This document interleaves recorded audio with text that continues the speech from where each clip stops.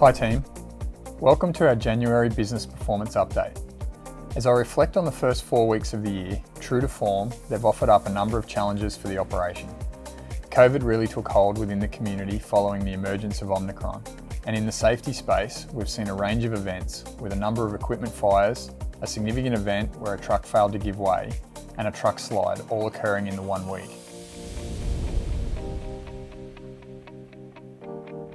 Before we get into the business performance, I want to talk through the organisational announcements that were made recently as a result of the sale of BMC to Stanmore.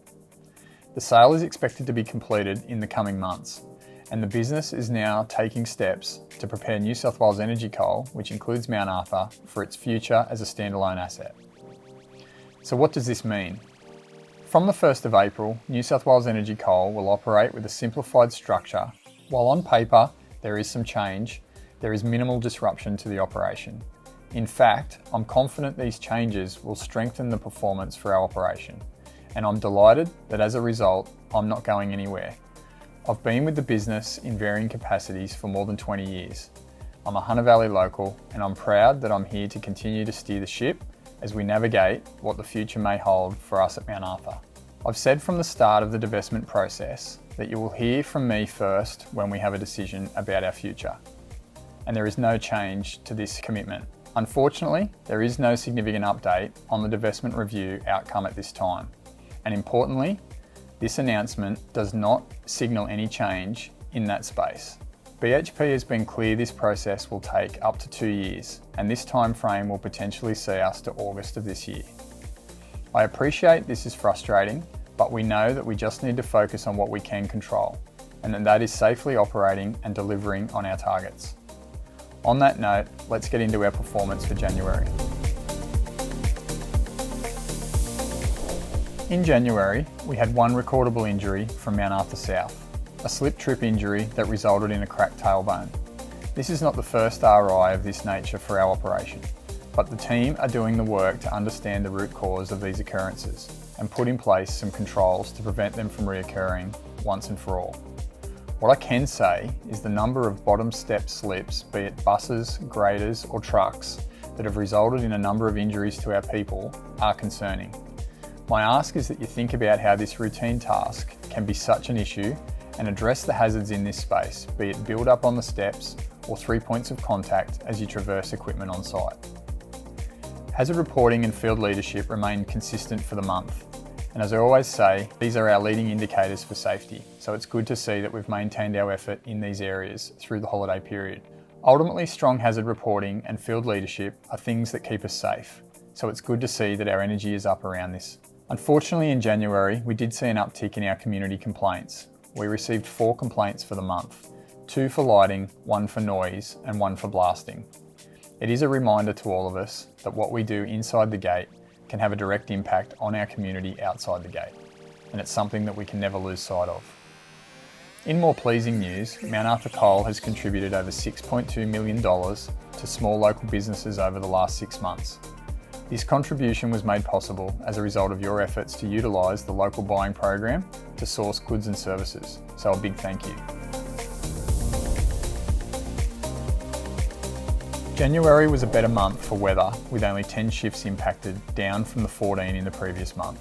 However, this is still higher than we've planned, and with the additional pressure of higher than usual absenteeism and with additional impacts as a result of COVID, we didn't make our SRF or our budget for coal or waste this month. We ended up 300,000 tonnes down on saleable for the month of January, and we know that the deficit is somewhat as a result of things out of our control, but it still stings when we miss this target for another month with such prices. In brighter news, the Max South team had a really impressive January, achieving well above their SRF for waste and prime coal. And I know the team are not without their absenteeism challenges, as well as weather, so a big thanks to the Tees team for digging deep and achieving their targets for the month. Sales finished slightly ahead of budget thanks to our lean miner strategy, which has seen us prioritising HCV coal. Our quality control was bang on spec, which made it an easy sell for our customers, and for the first time we were able to sell 100% of our cargoes as HCV shipments for the month. With higher than usual coal prices, Mount Arthur Coal in January had a strong positive month for our cash flow. BHP's financial results for the half year have just been released, and I can share that we achieved $458 million of EBITDA for the half year ended 31 December. It's a very different result to this time last year, or even just 6 months ago. We should all be proud of this achievement given the significant challenges over the past 6 months. From the health and production impacts of COVID-19, labour constraints and the significant wet weather in November and December, we've shown resilience and continued to deliver. As I've said previously, these are unprecedented times, and we know that the cyclical nature of our industry and coal prices all too well. Now is not the time to loosen our belt buckles by any means, but we do know that what we must do is that we can maximise the higher than usual coal price while it's there, and hence why we're trying to do everything we can to move more coal now. This is why we've introduced a temporary incentive for overtime shifts, which will help with equipment utilisation. If you are fit and well, we need you at work. Please speak to your supervisor if you want to know more about the incentive that's on offer at the moment. Programmed, our contracting partners are also ramping up with permanent jobs and looking for great people to join their team and work at Mount Arthur. They're offering a $1,000 EFTPOS card incentive for referring an experienced haul truck operator. Check out the posters around site or ask your supervisor for more information.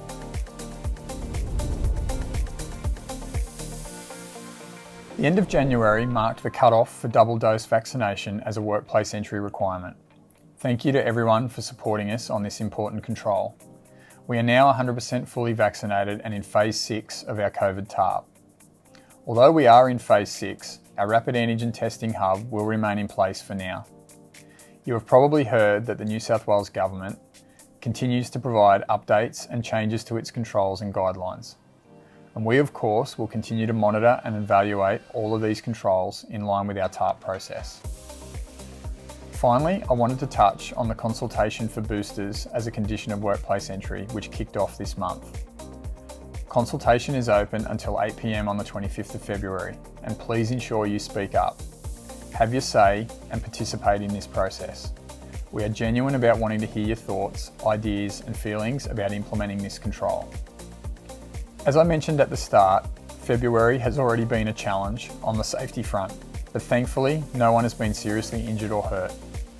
Please continue to look after one another so that we can all go home safe every day. I look forward to continuing to work with all of you in the coming months. Stay safe, everyone.